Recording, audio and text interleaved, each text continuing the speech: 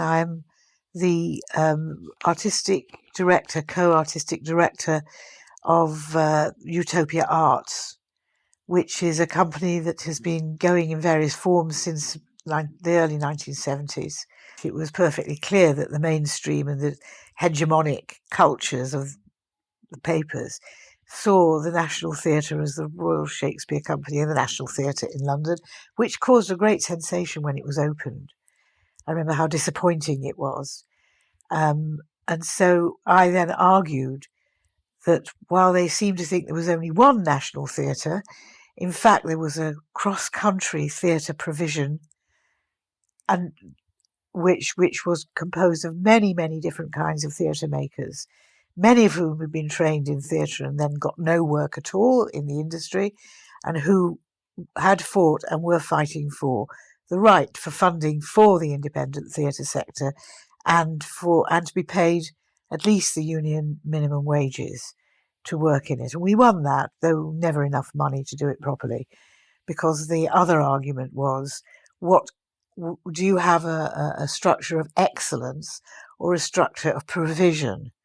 In other words, that you provide theatre on properly organised funding all over the country, that local people, councils, whatever, have some right to decide what that theatre is and where it should happen, and what kind of theatre it should be.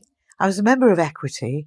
We had set up an alternative theatre committee, which was, we won the notion, we got some funding and we won the notion. We outlined the shape of a provided theatre structure, performance for all. The mainstream notion of theatre was concentrated venues like repertory theatres, national theatre. We disagreed strongly with it. They didn't. It served their purposes, and it served the purpose of the hegemonic approach to theatre, and it served the purposes of the state because it put the funding into a particular place. Well, in the 70s, there were massive demonstrations against fascism all over the country. You'd go out in London, there'd be 70,000 people on the streets. And then we would be doing our anti-fascist theatre. I remember being surrounded by them in Bradford at the Library Theatre, and a huge argument taking place outside the theatre because they tried to break in.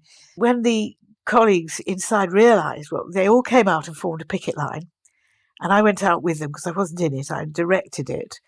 And we got this big confrontation with fascists, called the police. The police tried to protect the fascists. They kept trying to negotiate them into the theatre. And it was grotesquely funny. And there was a good picket line, so it was not literally in danger, but they looked at me with their NF things on. Of course, the picket line grabbed me by the arms and stopped me from attacking a row of very large male fascists.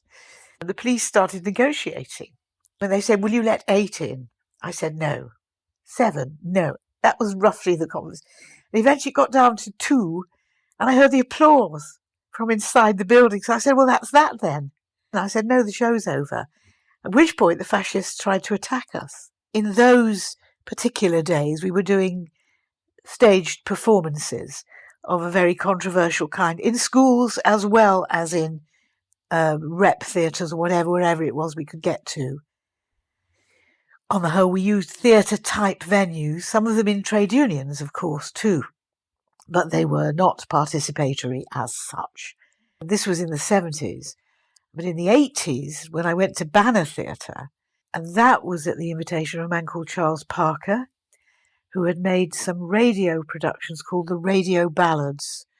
And they were in the 60s, made in the 60s, and they were combinations of very well-known folk singers like McColl Seeger and working class voices with no middle class intervention, and put the recorded voices of working class industrial workers and various people from all over the country, and effectively showed people that the poetry and clarity and complexity of working class speech was Shakespeare, probably Webster as well, actually, but that the actual, and this is what I learnt from Charlie, and in the 80s we went round working class communities recording people's stories as Charlie had done, making the radio ballads for the BBC, and then creating performance out of the spoken voices, either performed by actors or recording with visual projections taken on strike picket lines, etc. And so that was what Parker taught me.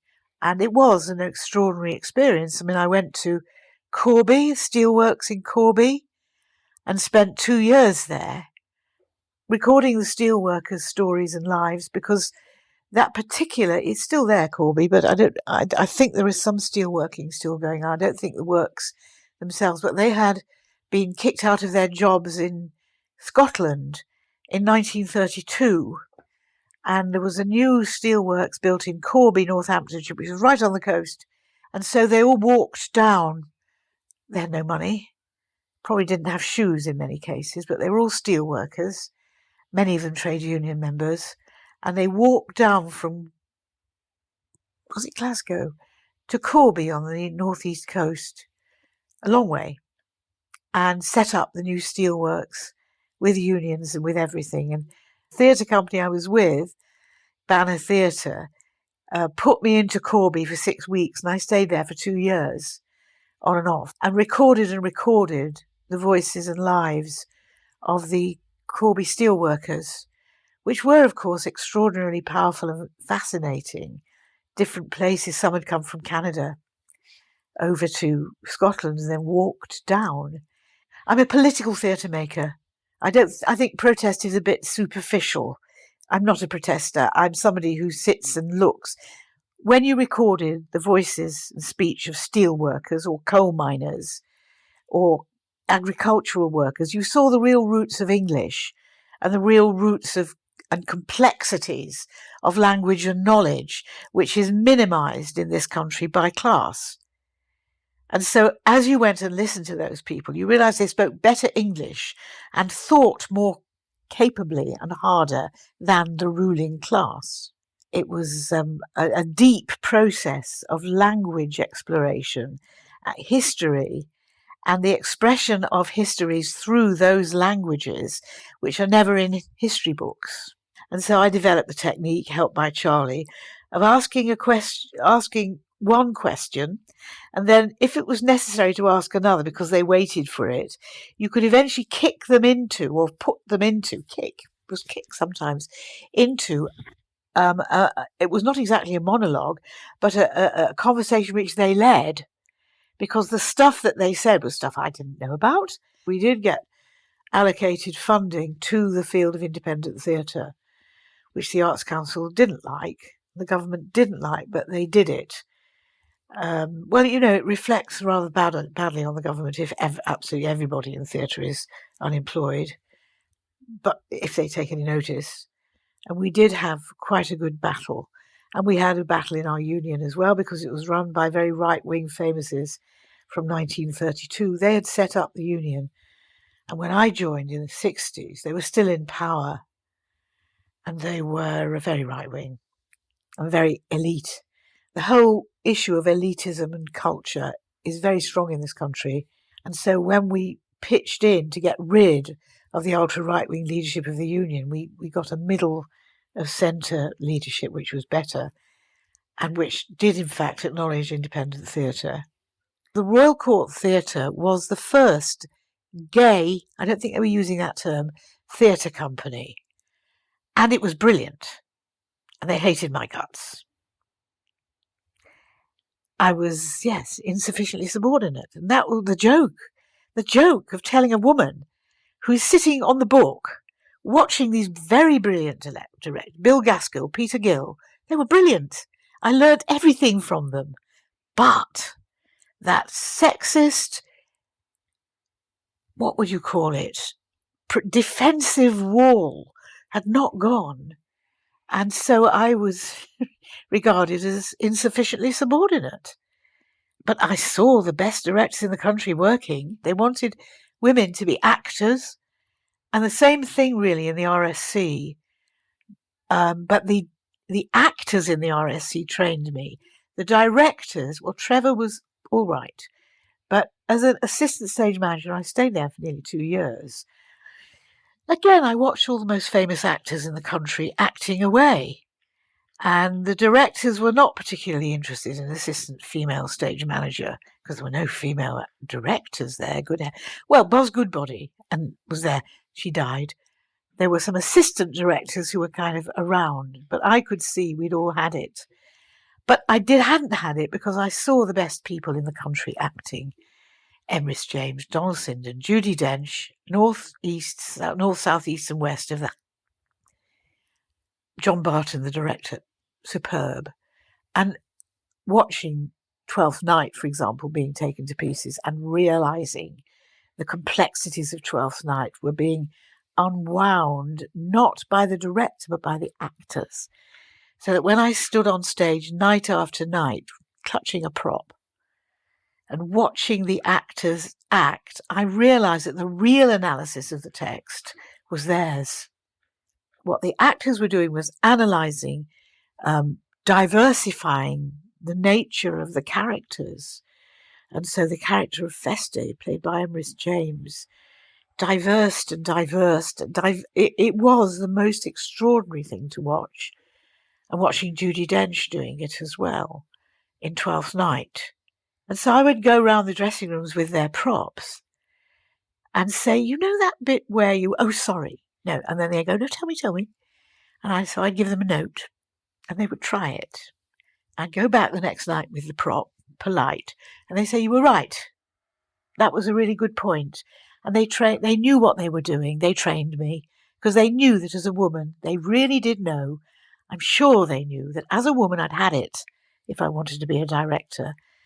And Trevor Nunn gave me a very good reference.